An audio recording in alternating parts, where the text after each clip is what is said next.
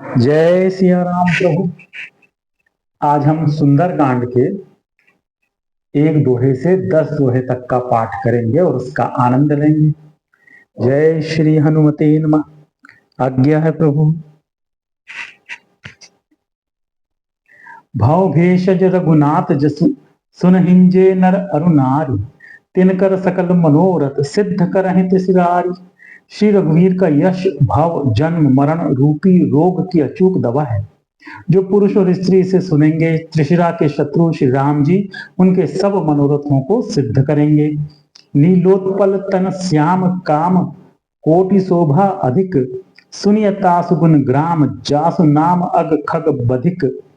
जिनका नीले कमल के समान श्याम शरीर है, जिनकी शोभा करोड़ों कामदेवों से भी अधिक है और जिनका नाम पाप रूपी पक्षियों को मारने के लिए बधिक व्याध के समान है, उन श्री राम के गुण समूह लीला को अवश्य सुनना चाहिए।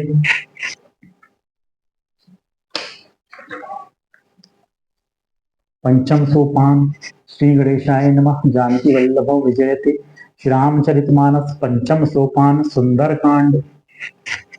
शांतम शाश्वत प्रमेय मनघम निर्वाण शांति प्रदम ब्रह्मा शंभु फणीन्द्र सेव्यम निशम वेदांत वेद्यम विभुम रामाख्यम जगदीश्वरम सुरगुरुम माया मनुष्यम हरिम वंदे अहम करुणाकरम रघुवरम भूपाल चूड़ामणिम।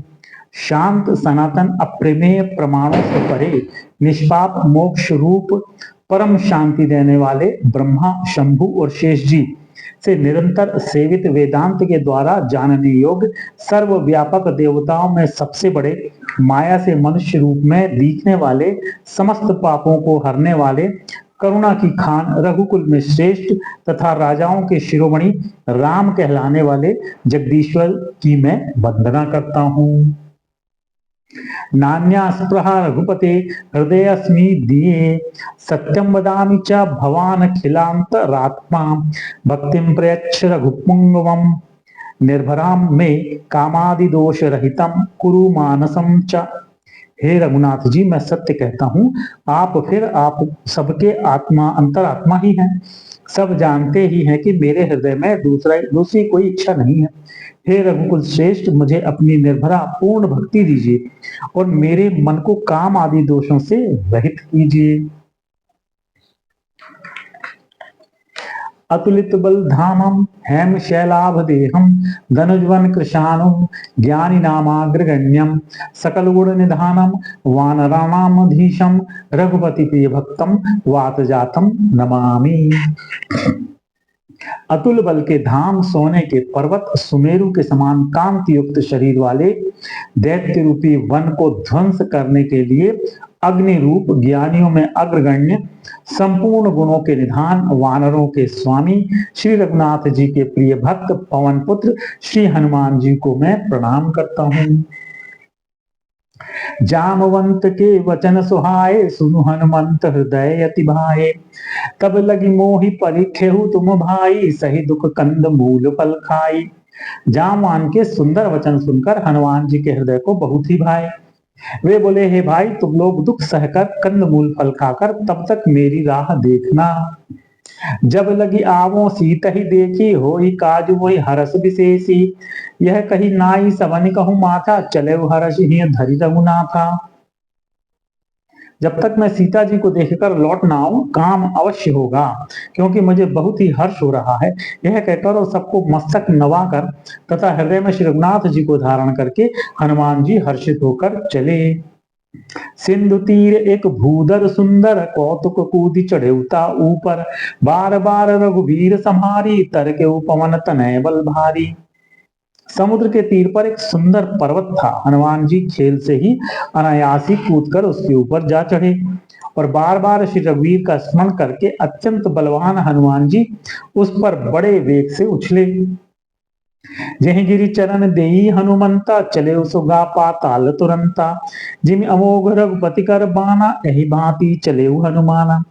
जिस पर्वत पर हनुमान जी पैर रखकर चले, जिस पर से वे उछले, वह तुरंत ही पाताल में धस गया। जैसे श्री रघुनाथ जी का अमोघ बाण चलता है, उसी तरह हनुमान जी चले। जल निधि रघुपति दूत बिचारी, तै मैं नाक हो ही श्रमहारी। समुद्र ने उन्हें श्री रघुनाथ जी का दूत समझकर मैनाक पर्वत से कहा कि हे मैनाक, तू इनकी थकावट दूर करने वाला हो, अर्थात अपने ऊपर इन्हें विश्राम दे। हनुमान तहि परसा कर पुनि कीन्ह प्रणाम, राम काज कीन्ह बिनु मोहि कहाँ विश्राम। हनुमान जी उसे हाथ से छू दिया, फिर प्रणाम करके कहा, भाई श्री रामचंद्र जी का काम किए बिना मुझे विश्राम कहाँ है। जात पवन सुत देवन देखा, जाने कहूं बल बुद्धि विशेषा। सुरसा नाम अहिन के माता, पठैनिक आई कही तही बाता। देवताओं ने पवन पुत्र हनुमान जी को जाते हुए देखा। उनकी विशेष बल बुद्धि को जानने के लिए परीक्षार्थ उन्होंने सुरसा नामक सर्पों की माता को भेजा। उसने आकर हनुमान जी से यह बात कही। आज सुरन मोहि दीन आहारा, सुनत बचन कह पवन कुमारा। राम काज करी फिरी मैं आवो, सीता कही सुधी प्रभु ही सुनावो। आज देवताओं ने मुझे भोजन दिया है। यह वचन सुनकर पवन कुमार हनुमान जी ने कहा, श्री राम जी का कार्य करके मैं लौट आऊं और सीता जी की खबर प्रभु को सुना दूं। तब तब बदन पठेऊ आई, सत्य कहूं मोहि जान दे माई। कवनेहु जतन दे ही नहीं जाना, अग्रससी न मोहि कहू हनुमाना। कब मैं आकर तुम्हारे मुंह में घुस जाऊंगा, तुम मुझे खा लेना। हे माता, मैं सत्य कहता हूँ, अभी मुझे जाने दो। जब किसी भी उपाय से उसने जाने नहीं दिया, तब हनुमान जी ने कहा, तो फिर मुझे खा ना ले। जो जन भरी तहि बदन पसारा, कभी तनु कीन दुगुन विस्तारा। सोरह सोरह जो जन मुख तहि ठयऊ, तुरंत पवन सुत 32 भयऊ। उसने योजन भर 4 कोस में मुंह फैलाया। तब हनुमान जी ने अपने शरीर को उससे दूना बढ़ा लिया। उसने 16 योजन का मुख किया। हनुमान जी तुरंत ही 32 योजन के हो गए। जस जस सुरसा बदन बढ़ावा, तासु दून कपि रूप दिखावा। सत जोजन तहि आनन कीना, अति लघु रूप पवन सुत लीन्हा। जैसे जैसे सुरसा मुख का विस्तार करती थी, हनुमान जी उसका दूना रूप दिखलाते थे। उसने 100 योजन 400 कोस का मुख किया। तब हनुमान जी ने बहुत ही छोटा रूप धारण कर लिया। बदन पैठ पुनि बाहेर आवा, मागा विदा ताहि सिरुनावा। मोहि सुरन जेहि लागी पठावा, बुद्धि बल मरम तोर मैं पावा। और वे उसके मुख में से घुसकर तुरंत फिर बाहर निकल आए और उसे सिर नवाकर विदा मांगने लगे। उसने कहा, मैंने तुम्हारे बुद्धि बल का भेद पा लिया है, जिसके लिए देवताओं ने मुझे भेजा था। राम काज सब करिहु, तुम बल बुद्धि निधान। आशीष दे गई सो हर्ष चले हनुमान। तुम श्री रामचंद्र जी का सब कार्य करोगे, क्योंकि तुम बल बुद्धि के भंडार हो। यह आशीर्वाद देकर वह चली गई। तब हनुमान जी हर्षित होकर चले। निश्चरी एक सिंधु महु रही, करी माया नभु के खग गहे। जीव जंतु जे गगन उड़ाही, जल बिलो के तिनके परिछाही। समुद्र में एक राक्षसी रहती थी। वह माया करके आकाश में उड़ते हुए पक्षियों को पकड़ लेती थी। आकाश में जो जीव जंतु उड़ा करते थे, वह जल में उनकी परछाई देखकर गहई छासक सोन उड़ाई, एहि विधि सदा गगन चर खाई। सोई चल हनुमान कह कीना, तासु कपटु कपि तुरत ही चीन्हा। उस परछाई को पकड़ लेती थी, जिससे वे उड़ नहीं सकते थे और जल में गिर पड़ते थे। इस प्रकार वह सदा आकाश में उड़ने वाले जीवों को खाया करती थी। उसने वही छल हनुमान जी से भी किया। हनुमान जी ने तुरंत ही उसका कपट पहचान लिया। ताही मारी मारु सुत बीरा, बारिद पार गयो मत धीरा। जहां तहां जाई देखी बन शोभा, गुंजत चंचरीक मधुलोभा। पवन पुत्र धीर बुद्धि वीर श्री हनुमान जी उसको मारकर समुद्र के पार गए। वहां जाकर उन्होंने वन की शोभा देखी। मधु पुष्प रस के लोभ से भौरे गुंजार कर रहे थे। नाना तरुफल फूल सुहाए, खग मृग बृंद देखी मन भाए। शैल विशाल देखी एक आगे, तापर धाई चढ़े भय त्यागे। अनेकों प्रकार के वृक्ष फल फूल से शोभित हैं। पक्षी और पशुओं के समूह को देखकर तो वे मन में बहुत ही प्रसन्न हुए। सामने एक विशाल पर्वत देखकर हनुमान जी भय त्याग कर उस पर दौड़कर जा चढ़े। उमान कछु कपि कै अधिकाई, प्रभु प्रताप जो काल ही खाई। गिरि पर चढ़ी लंका तहि देखी, कहीं न जाई अति दुर्ग विशेषी। शिव जी कहते हैं, ह्यूमा, उसमें इसमें वानर हनुमान की कुछ बड़ाई नहीं है। यह प्रभु का प्रताप है जो काल को भी खा जाता है। पर्वत पर चढ़कर उन्होंने लंका देखी। बहुत ही बड़ा किला है, कुछ कहा नहीं जाता।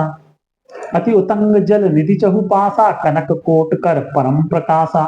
वह अत्यंत ऊंचा है, उसके चारों ओर समुद्र है। सोने के परकोटे चार दीवारी का परम प्रकाश हो रहा है। कनक कोट विचित्र मणिकृत सुंदर आयतन आघना, चौहट्ट हट्ट सुबट्ट बीथी चारुपुर बहु विधि बना। गज बाज खच्चर निकर पदचर रथ बरूथन को गने, बहुरूप निश्चर जूथ अति बल सेन बरनत नहीं बने। विचित्र मणियों से जड़ा हुआ सोने का परकुट्टा है, उसके अंदर बहुत से सुंदर सुंदर घर हैं, चौराहे, बाजार, सुंदर मार्ग और गलियां हैं। सुंदर नगर बहुत प्रकार से सजा हुआ है। हाथी, घोड़े, खच्चरों के समूह तथा पैदल और रथों के समूह को कौन गिन सकता है। अनेक रूपों के राक्षसों के दल हैं, उनकी अत्यंत बलवती सेना वर्णन करते नहीं बनती। वन बाग उपवन बाटिका सरकूप पापी सोहहि, नरनाग सुर गंधर्व कन्या रूप मुनि मन मोहहि। कहु माल देह विशाल शैल समान अति बल गरजहि, नाना अखारेन भिरहि बहुविध एक एकन तरजहि। वन, बाग, उपवन, बगीचे, फुलवाड़ी, तालाब, कुएं और बावलियां सुशोभित हैं। मनुष्य, नाग, देवताओं और गंधर्वों की कन्याएं अपने सौंदर्य से मुनियों के भी मनों को मोह लेती हैं। कहीं पर्वत के समान विशाल शरीर वाले बड़े ही बलवान मल पहलवान गरज रहे हैं। वे अनेकों अखाड़ों में बहुत प्रकार से भिड़ते और एक दूसरे को ललकारते हैं। करिजतन भट कोटि न बिकट तन, नगर चहु तिसि रक्षहि। कहु महिष मानुष धेनु खर अज खल निशाचर भक्षहि। एहि लागी तुलसी दास इनकी कथा कछु एक है कही, रघुवीर सरती रत शरीर त्याग गति पै हहि सही। भयंकर शरीर वाले करोड़ों योद्धा यत्न करके बड़ी सावधानी से नगर की चारों दिशाओं में सब ओर से रखवाली करते हैं। कहीं दुष्ट राक्षस भैंसों, मनुष्यों, गायों, गधों और बकरियों को खा रहे हैं। तुलसीदास ने इनकी कथा इसीलिए कुछ थोड़ी सी कही है कि ये निश्चय ही श्री रामचंद्र जी के बाण रूपी तीर्थ में शरीरों को त्याग कर परम गति पावेंगे। पुर रखवारे देख बहु कपि मन कीन विचार, अति लघु रूप धरो निसी नगर करो पैसार। नगर के बहुसंख्यक रखवालों को देखकर हनुमान जी ने मन में विचार किया कि अत्यंत छोटा रूप धरूं और रात के समय नगर में प्रवेश करूं। मसक समान रूप कपि धरी, लंकहि चले सुमिरि नरहरि। नाम लंकनी एक निश्चरी, सो कह चले सी मोहि निंदनी। हनुमान जी मच्छर के समान छोटा सा रूप धारण कर नर रूप से लीला करने वाले भगवान श्री रामचंद्र जी का स्मरण करके लंका को चले। लंका के द्वार पर लंकनी नाम की एक राक्षसी रहती थी। वह बोली, मेरा निरादर करके बिना मुझसे पूछे कहाँ चला जा रहा है। जान ही नहीं मरमो सठ मोरा, मोर आहार जहां लगी चोरा। मुठिका एक महाकपि हनि, रुधिर बमत धर नीधन मनी। हे मूर्ख, तूने मेरा भेद नहीं जाना। जहां तक जितने चोर है वे सब मेरे आहार हैं। महाकपि हनुमान जी ने उसे एक घूसा मारा, जिससे वह खून की उल्टी करती हुई पृथ्वी पर लुढ़क पड़ी। पुनि संहारी उठी सो लंका, जोरी पानी कर विनय सशंका। जब रावण ही ब्रह्म बर दीना, चलत बिरंच कहा मोहि चीन्हा। वह लंकिनी फिर अपने को संभाल कर उठी और डर के मारे हाथ जोड़कर विनती करने लगी। वह बोली, रावण को जब ब्रह्मा जी ने वर दिया था तब चलते समय उन्होंने मुझे राक्षसों के विनाश की यह पहचान बता दी थी कि विकल हो सिते कपि के मारे, तब जान सुनिश्चर संहारे। तात मोर अति पुण्य बहुता, देखे नयन राम कर दूता। जब तू बंदर के मारने से व्याकुल हो जाए तब तू राक्षसों का संहार हुआ जान लेना। हे तात, मेरे बड़े पुण्य हैं जो मैं श्री रामचंद्र जी के दूत आपको नेत्रों से देख पाई। तात स्वर्ग अपवर्ग सुख, धैर्य तुला एक अंग। तूल नता ही सकल मिली, जो सुख लव सत्संग। हे तात, स्वर्ग और मोक्ष के सब सुखों को तराजू के एक पलड़े में रखा जाए तो भी वे सब मिलकर दूसरे पलड़े पर रखे हुए उस सुख के बराबर नहीं हो सकते जो लव क्षण मात्र के सत्संग से होता है। प्रभु नगर कीजे सब काजा, हृदय राखी कौशलपुर राजा। गरल सुधारिपु करहि मिताई, गोपत सिंधु अनल सित लाई। अयोध्यापुरी के राजा श्री रघुनाथ जी को हृदय में रखे हुए नगर में प्रवेश करके सब काम कीजिए, उसके लिए विष अमृत हो जाता है, शत्रु मित्रता करने लगते हैं, समुद्र गाय के खुर के बराबर हो जाता है, अग्नि में शीतलता आ जाती है। गरुड़ सुमेरु रेणु समताही, राम कृपा करी चितवा जाही। अति लघु रूप धरेउ हनुमाना, पैठा नगर सुमिरि भगवाना। और हे गरुड़ जी, सुमेरु पर्वत उसके लिए रज के समान हो जाता है, जिसे श्री रामचंद्र जी ने एक बार कृपा करके देख लिया। तब हनुमान जी ने बहुत ही छोटा रूप धारण किया और भगवान का स्मरण करके नगर में प्रवेश किया। मंदिर मंदिर प्रति करी शोधा, देखे जहां तहां अगणित जोधा। गयउ दसानन मंदिर माही, अति विचित्र कही जात सुनाही। उन्होंने एक एक प्रत्येक महल की खोज की, जहां तहां असंख्य योद्धा दिखे। फिर वे रावण के महल में गए, वह अत्यंत विचित्र था, जिसका वर्णन नहीं हो सकता। शयन किए देखा कपि तेहि, मंदिर महु न दीछि दे देहि। भवन एक पुनि दीख सुहावा, हरि मंदिर ता भिन्न बनावा। हनुमान जी ने उस रावण को शयन किए देखा, परंतु महल में जानकी जी नहीं दिखाई दी। फिर एक सुंदर महल दिखाई दिया, वहां उसमें भगवान का एक अलग मंदिर बना हुआ था।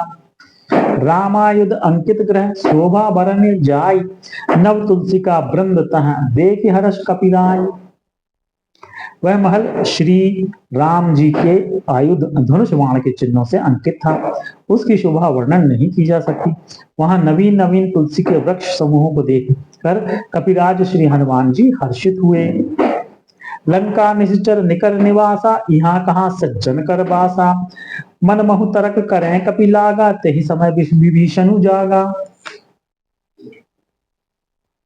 लंका तो राक्षसों के समूह का निवास स्थान है, यहाँ सज्जन साधु पुरुष का निवास कहाँ। हनुमान जी मन में इस प्रकार तर्क करने लगे, उसी समय विभीषण जी जागे। राम राम तहि सुमिरन कीना, हृदय हर्ष कपि सज्जन चीन्हा। ऐसन हटि कर हूँ पहचानी, साधु ते होई न कारज हानि। उन्होंने विभीषण ने राम नाम का स्मरण उच्चारण किया। हनुमान जी ने उन्हें सज्जन जाना और हृदय में हर्षित हुए। हनुमान जी ने विचार किया कि इनसे हट करके अपनी ओर से ही परिचय करूंगा, क्योंकि साधु से कार्य की हानि नहीं होती, प्रत्युत लाभ ही होता है। विप्र रूप धरि बचन सुनाए, सुनत विभीषण उठित है आए। करि प्रणाम पूछी कुशलाई, विप्र कहो निज कथा बुझाई। ब्राह्मण को रूप धरकर हनुमान जी ने उन्हें वचन सुनाए। पुकारा सुनते ही विभीषण जी उठकर वहां आए, प्रणाम करके कुशल पूछी और कहा कि हे ब्राह्मण देव, अपनी कथा समझाकर कहिए। कि तुम हरिदासन मह कोई, मोरे हृदय प्रीति अति होई। कि तुम राम दीन अनुरागी, आयहु मोहि करन बड़ भागी। क्या आप हरि भक्तों में से कोई हैं, क्योंकि आपको देखकर मेरे हृदय में अत्यंत प्रेम उमड़ रहा है। अथवा क्या आप दीनों से प्रेम करने वाले स्वयं श्री राम जी ही हैं, जो मुझे बड़भागी बनाने घर बैठे दर्शन देकर कृतार्थ करने आए हैं। तब हनुमंत कही सब राम कथा निज नाम, सुनत जुगल तन पुलक मन, मगन सुमिरि गुण ग्राम। तब हनुमान जी ने श्री रामचंद्र जी की सारी कथा कहकर अपना नाम बताया। सुनते ही दोनों के शरीर पुलकित हो गए और श्री राम जी के गुण समूहों का स्मरण करके दोनों के मन प्रेम और आनंद में मग्न हो गए। सुनहु पवन सुत रहनि हमारी, जिमि दस ननि महु जीभ विचारी। तात कबहु मोहि जानी अनाथा, करि हई कृपा भानुकुल नाथा। विभीषण जी ने कहा, हे पवन पुत्र, मेरी रहनी सुनो। मैं यहाँ वैसे ही रहता हूँ जैसे दांतों के बीच में बेचारी जीभ। हे तात, मुझे अनाथ जानकर सूर्यकुल के नाथ श्यामचंद्र जी क्या कभी मुझ पर कृपा करेंगे? तामस तनु कछु साधन नाही, प्रीति न पद सरोज मन माही।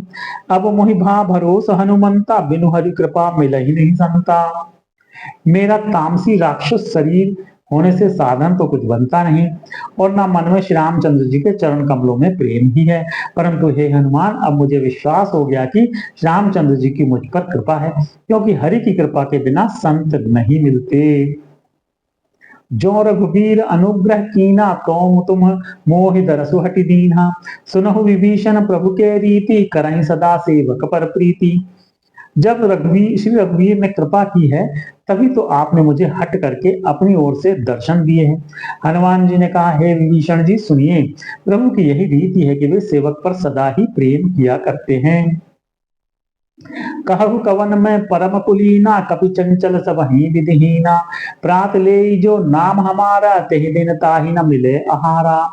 भला कहिए मैं ही कौन बड़ा कुलीन हूँ, जाति का चंचल वानर हूँ और सब प्रकार से नीच हूँ। प्रातः काल जो हम लोगों बंदरों का नाम ले ले तो उस दिन उसे भोजन ना मिले। असमय अदम सखा सुन मोहु पर रघुवीर, कीन्ही कृपा सुमिरि गुण भरे बिलोचन नीर। हे सखा सुनिए, मैं ऐसा अदम हूँ, पर श्री रामचंद्र जी ने जो मुझ पर भी कृपा ही की है। भगवान के गुणों का स्मरण करके हनुमान जी के दोनों नेत्रों में प्रेमाश्रुओं का जल भर आया। जानत हूँ अस स्वामी विसारी, फिरहित काहे न होहि दुखारी। यही विधि कहत राम गुण ग्रामा, पावा अनिर्वाच्य विश्रामा। जो जानते हुए भी ऐसे स्वामी श्री रघुनाथ जी को भुलाकर ऋषियों के पीछे भटकते फिरते हैं, वे दुखी क्यों न हो। इस प्रकार श्री राम जी के गुण समूह को कहते हुए उन्होंने अनिर्वचनीय परम शांति प्राप्त की। पुनि सब कथा विभीषण कही, जहि विधि जनक सुदाता रही। तब हनुमंत कहा सुन भ्राता, देखी चहु जानकी माता। फिर विभीषण जी ने श्री जानकी जी की जिस प्रकार वहां लंका में रहती थी वह सब कथा कही। तब हनुमान जी ने कहा, हे भाई सुनो, मैं जानकी माता को देखना चाहता हूँ। जुगति विभीषण सकल सुनाई, चले पवन सुत विदा कराई। करि सोई रूप गयउ पुनित हवा, बन अशोक सीता रह जहवा। विभीषण जी ने माता के दर्शन की सब युक्तियां उपाय कह सुनाई। तब हनुमान जी विदा लेकर चले। फिर वही पहले का मसक सरीका रूप धरकर वहां गए जहां अशोक वन में वन के जिस भाग में सीता जी रहती थी। देखी मन ही महु कीन प्रणामा, बैठे बीती जात निसिजामा।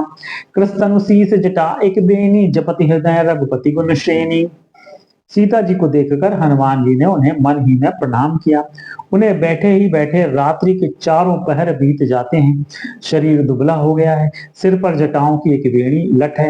हृदय में श्री रघुनाथ जी के गुण समूहों का जाप स्मरण करती रहती हैं। निज पद नयन दिए मन, राम पद कमल लीन। परम दुखी भा पवन सुत, देख जानकी दीन। श्री जानकी जी नेत्रों की को अपने चरणों में लगाए हुए हैं, नीचे की ओर देख रही और मन श्री राम जी के चरण कमलों में लीन है। जानकी जी को दीन दुखी देखकर पवन पुत्र हनुमान जी बहुत ही दुखी हुए। तरु पल्लव महु रहा लुकाई, करई विचार करो का भाई। तही अवसर रावण तह आवा, संग नारी बहु किए बनावा। हनुमान जी वृक्ष के पत्तों में छिपे रहे और विचार करने लगे कि हे भाई क्या करूं, इनका दुख कैसे दूर करूं। उसी समय बहुत सी स्त्रियों को साथ लिए सज धज कर रावण वहां आया।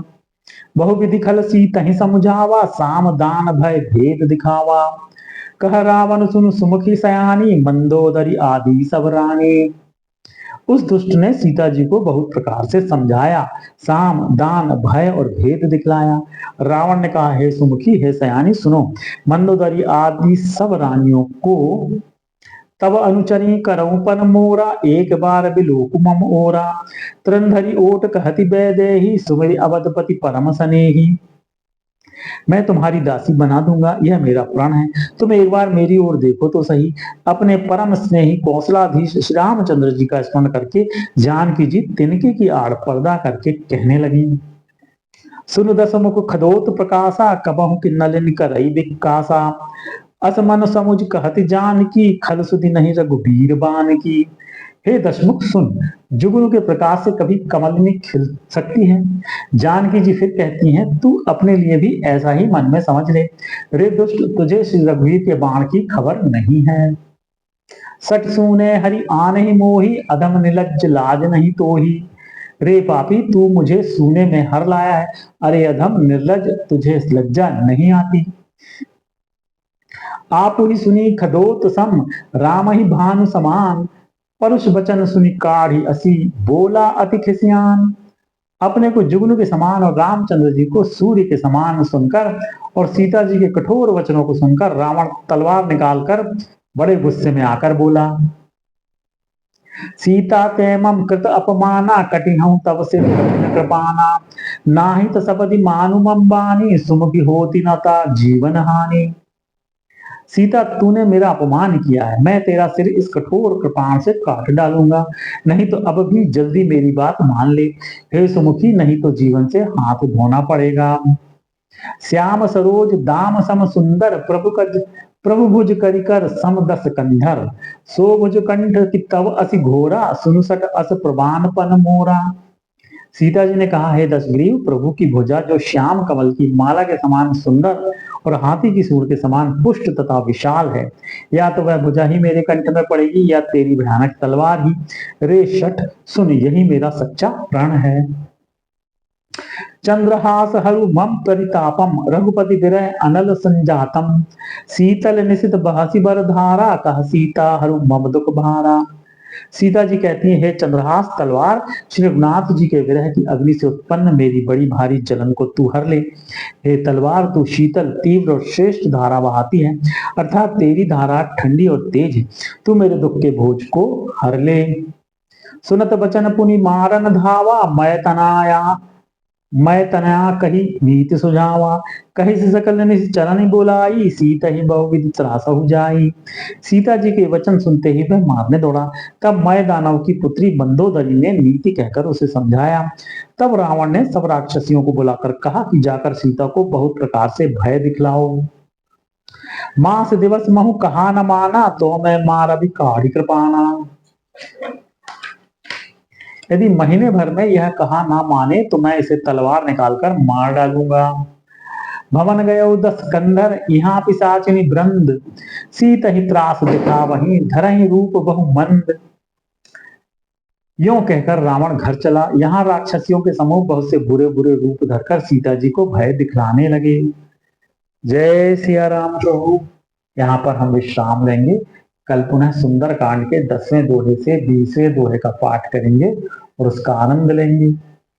जय श्री हनुमते नमः।